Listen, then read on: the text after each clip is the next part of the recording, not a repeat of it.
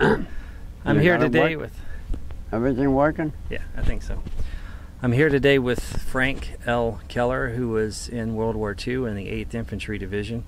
And I'd like to just ask him a few questions. And Frank, could you tell me where you grew up and what your childhood was like before you entered World War II? I grew up in New York City, and Queens, New York, and on a farm in upstate New York where my father worked. And then I came back to the city and worked until I went in the service. When you were in high school, what kind of sports? Did you do sports, or were you involved in other things? Yeah, I was in high school up near West Point. I went to Cornwall on the Hudson. High school, a lot of soccer and basketball. And then when I lived on a farm with my father, we went by pickup truck to all the little towns and played them with basketball games inside. But it was terrible driving in that truck because it used manure in the daytime. But everything smelled. But once you got into the basketball area, it was great. Okay. Had a good time while I was growing up. Okay. Like everyone from your generation, you grew up during the Great Depression. Did that have an effect? My father was on WPA for a while, yeah. And I would welcome him coming down the street when he had a box of food. Wow. It was a good time. Well, God bless you for making it through there. And how old were you when you joined the Army? And can you tell me a little bit about your basic training? When I went into the Army, I was like 17 and a half or so, 18, almost 18. I was working in a defense plant and I wanted to learn a trade, so I said I'm going to join the Army. I went down to the draft board and I said, yeah, you can go. I said, I want to go in the Air Force so I can learn mechanics or so. And I was shoved in basic training, and they said, as soon as the basic training's over, you can go. But as soon as basic training was over, I was sent to another division and to reduce their age limit so we could go overseas. And pretty soon I was on a boat going overseas. And we stopped in Belfast Island, and we were training in Ireland for a year and a half for the invasion. But we never made the invasion because we were so far away. They took all the troops from England first. By the time we got there, all I had was a submarine pens, and that was our first engagement with the Germans, trying to capture the submarine pens. They couldn't go no place because our ships were out there. But they were still on the land, and still had forces on the land, and we were supposed to quiet them down so as we could get our troops elsewhere. And so the boats could go out and do what they did before. There were still a lot of submarines around that weren't captured. So we went by land to capture the Germans, but they were good fighters, and we went at night. Somebody's bright idea to go at night, and we went at night. You know, most of it, about 300 of us got captured. I wasn't one of the 300. So I went for a farmhouse, and I stayed in the farmhouse all night. And I could hear them talking and speaking German and clanking the ammunition into the tanks. And the next morning, everything changed. But that night, we had hell with all kinds of flares going up and all kind of tracer bullets all over the place. But the next day, we finally got back to our company, and we were on our way to wherever they wanted to send us again. We went to Hurtgen Forest and Battle of the Bulge. So you were involved in the Battle of the Bulge? Yeah. Wow. That was winter time, wasn't it? Yeah, Winter yeah, fighting. it was cold. Oh Yep. my God, yeah. All I know from that is the videos. Can you tell me a little bit about how that was for you? Yeah, it was kind of cold. In Hurtgen Forest, we made shelters out of the trees, and about 8 of us would sneak in there, and we one door, one canvas door, and it's, you know, you learn to survive and protect yourself. But they still had a lot of stuff thrown our way. A lot of, yeah, I remember our ammunition got hit and it smoldered for 2 days. All our smoke shells, and we couldn't put the fire out. Manually, we couldn't do it, you know. But we survived, and we moved on again. Went to Luxembourg, and then we went over the Roar River on the Remagen Bridge. We were one of the first companies to go over it. By other guys walked over it, and we rode over it in our Jeeps. And a couple of weeks later, the bridge went down from too much use. But they already had a roadway alongside it in the water. So it didn't matter whether that bridge went down or not. But you know, it was shelled so much and damaged so much that eventually, but when it went down, not many of our guys were on it at that particular time, so they didn't get hurt. But I guess the Germans were annoyed that they didn't blow it up in the beginning, but I don't know why they didn't blow it up in the beginning, but it just wasn't happening. We were up on the side of the river, and we could see the bridge and everything, see all the transportation going across, and until it was our turn to go across. And then I don't remember where we went. We went to the Roar River or so, Roar Valley. And it seemed like every day we were moving someplace else. When you were, I know you said you were an infantry scout. How much equipment do you think you guys carried when you were going through the battles? Oh, maybe 80 pounds. 80 pounds of equipment. Yeah, it was a gun, the muzzle of a gun, a base plate, and a tripod. They all weighed almost about the same. Wow. Oh. So you broke that up between 3 guys? Yeah, 3 or 4, and then we had a couple of guys carrying shells. They carried 3 shells in the front and 3 shells in the back. Okay.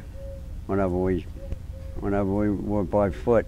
And you said that was 81 millimeter? 81 millimeter mortars, yeah. Wow, that's crazy. It's called the Heavy Weapons Company, and then the other weapons were water-cooled machine guns.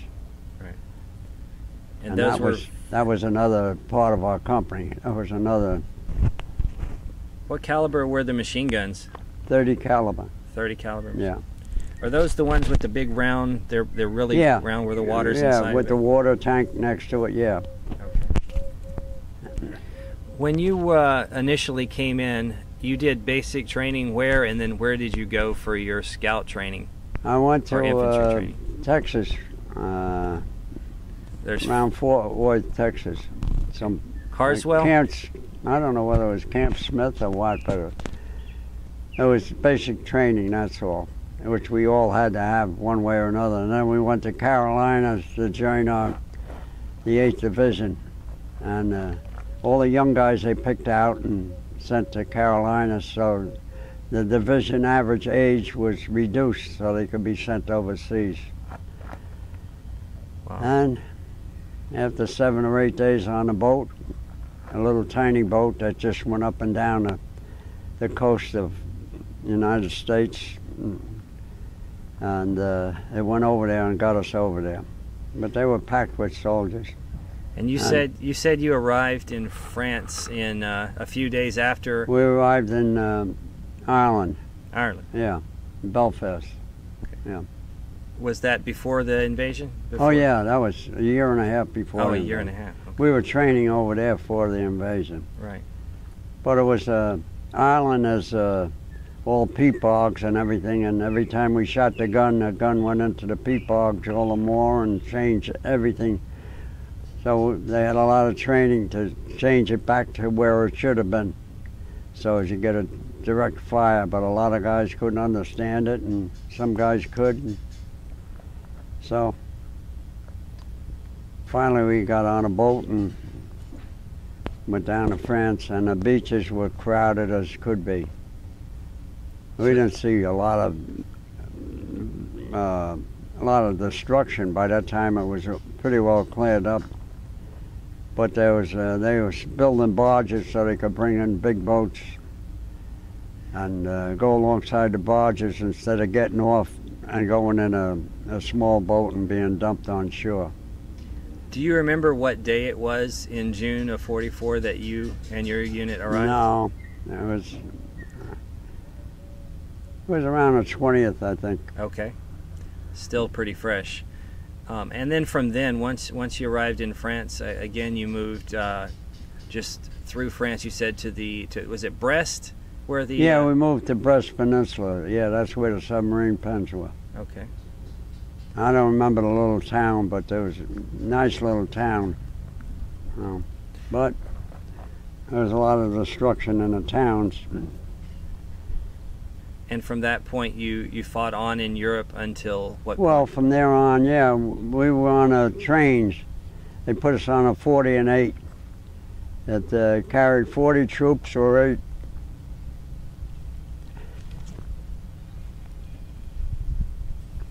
I'm sorry, Frank. 8 horses. And we were troops, but we had one not one canteen, but one 5-gallon can of water. And some of our guys changed the water to wine. I mean, they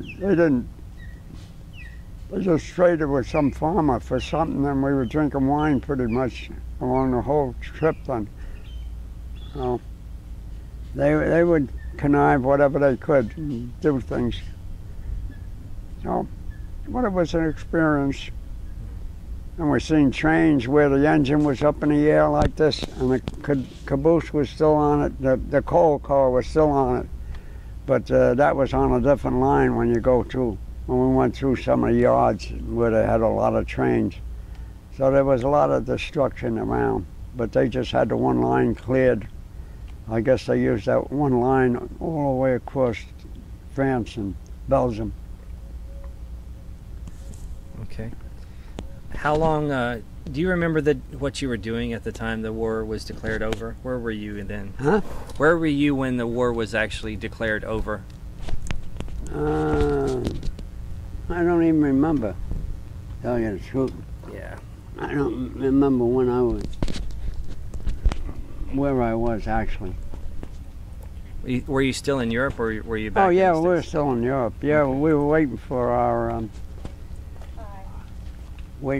our everybody had so many points, and we were waiting for whoever had the most points would be dismissed and brought home to be discharged. Okay. And everybody was waiting for but a lot of the young guys, we didn't do it, so we got shipped over, and we got rid of all our Jeeps and equipment, and we were going to get stuff to go to Japan. But instead of Jeeps, we were going to get half tracks or so, because there was supposed to be a lot of sand in Japan or something. And that never happened. We were sent away on leave, and all of a sudden I got a call to come back for discharge, and knowing the Army, I said, to hell with this shit. I'm not going back. They're full of crap.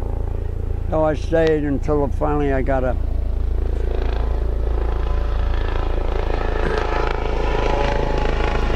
interference.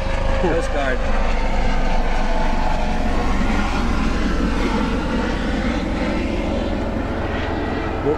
And I got a letter from the general to come back for discharge.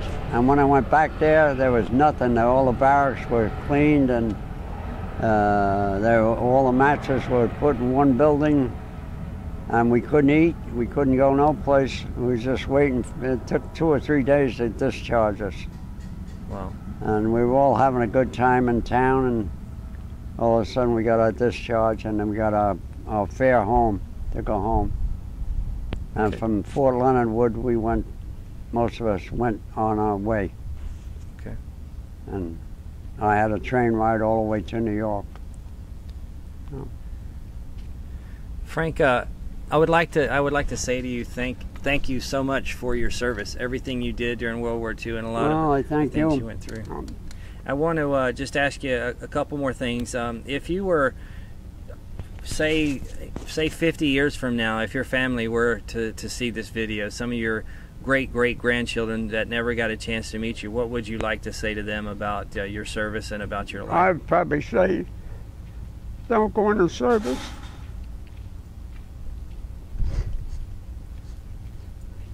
Okay.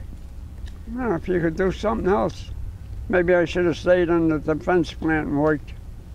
But it didn't happen that way, so Yeah. I went in the service. God bless you for what you did, Frank. But the defense plant, I would have made a lot more money, so. Yeah. And I probably would have been still having some of that money living today a little better. You know, who knows? Never know. I know this is hard for you, and I appreciate your time, Frank. Yeah, well, thank you so much. You know, you bring back memories, Yeah. Okay. and control them. Okay? Thanks, Frank. I thank you.